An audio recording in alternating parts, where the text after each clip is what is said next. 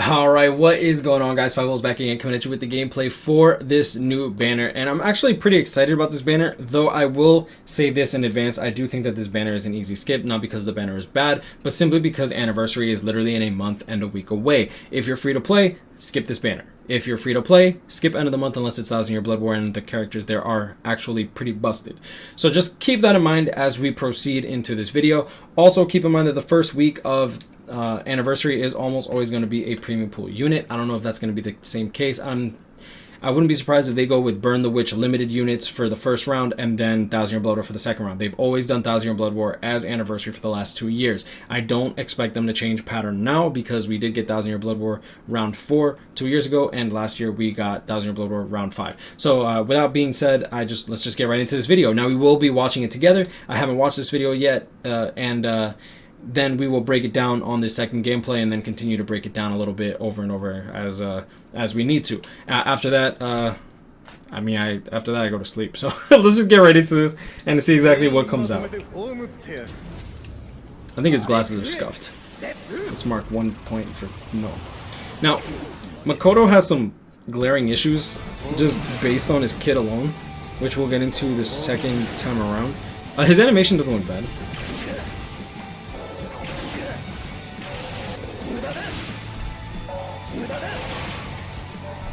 First round attack looks like it actually comes out pretty quick. That's pretty cool. Alright, so let's just get right into it. This character does have some glaring issues. I do think that he's the best power holo killer. That is ranged. Keep that in mind. That is ranged. Like, his only real competition is 1000 Year Blood or Orihime, and Orihime is definitely like one of the best healers in the game. However, with her lack of guard break, she has a very, very hard time when it comes to actually killing an enemy. First off, her first strong attack, you're going to have to guard break before you actually deal damage. Second strong attack doesn't even guard break. Third strong attack, you could guard break, but 24-second cooldown. And on top of that, she does have the barrier and heal on her second strong attack, which actually, in my opinion, is actually really good support. That being said, this character does have Berserker 20%, Bruiser 20%, Debilitator plus 2 seconds to help along with the Lacerate. He does have Devastation, so his special is going to deal like about as much damage as normal. Except he does have Lacerate, so he will be dealing more damage there along with the Debilitator. And he does have Guard Break, which I do think is his defining moment, like, factor.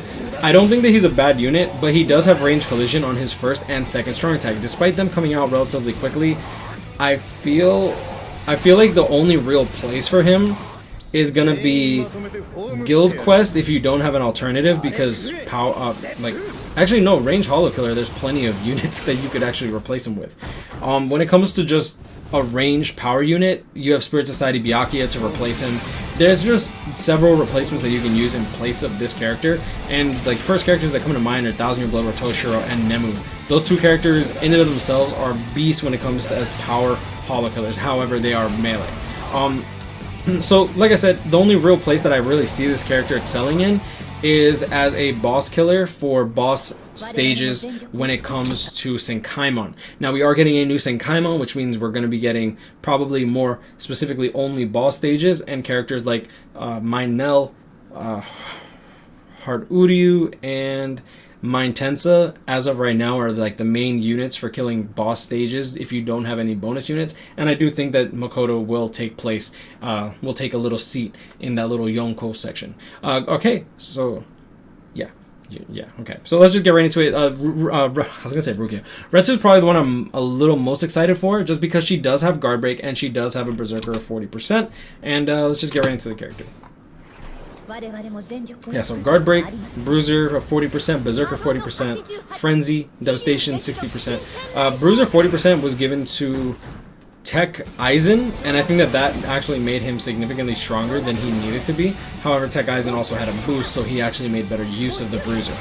Now, Retsu's kit is actually really good. I think her only flaw is that she wasn't given Havoc, but I don't think that's necessarily a bad thing. She does have a human killer, which I do think knocks her down a peg until KLab releases more human killer content. But honestly, I don't really see that holding her back all that much. Like, Berserker 40% along with Guard Break and Frenzy is really strong. Now she has a full screen third strong attack, Her second strong attack is the same as Cacao Society Momo. Now, it might look like the Kurohitsugi that Heart Aizen has, but like you'll see that the range is significantly larger, and even though it doesn't look like it would hit, yeah, even though it doesn't look like it would hit, it's definitely going to hit the outer edge. Keep in mind that this is a circle radius. Don't let it fool you just like with the 3 pillars that come down. The first strong attack is the standard beam with 2500 length.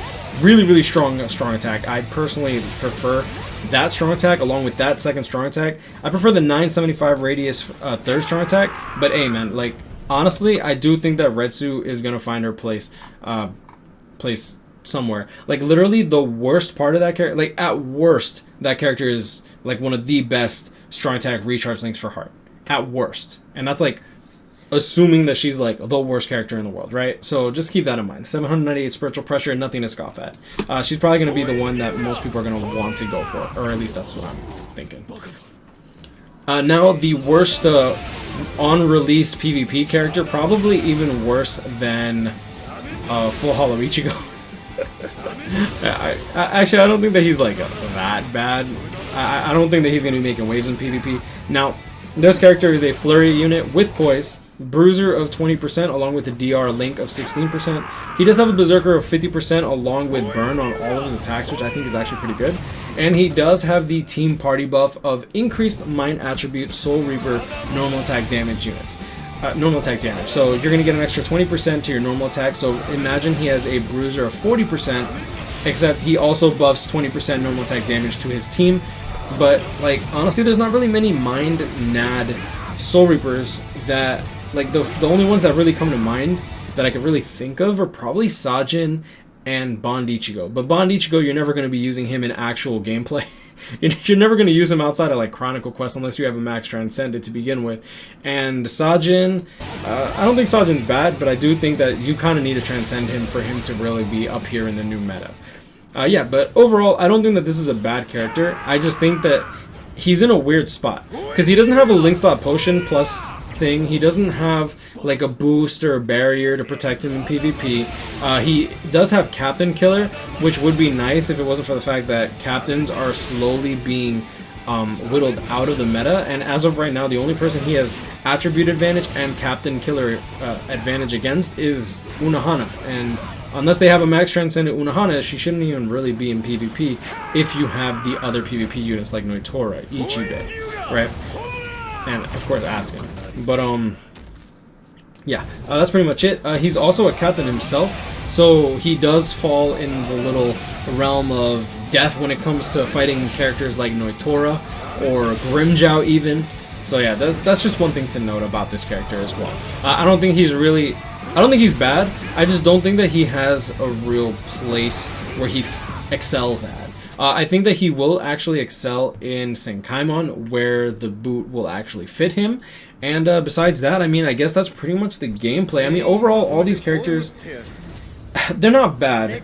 But, like, my main issue is the fillers are not necessarily good aside from Rukia.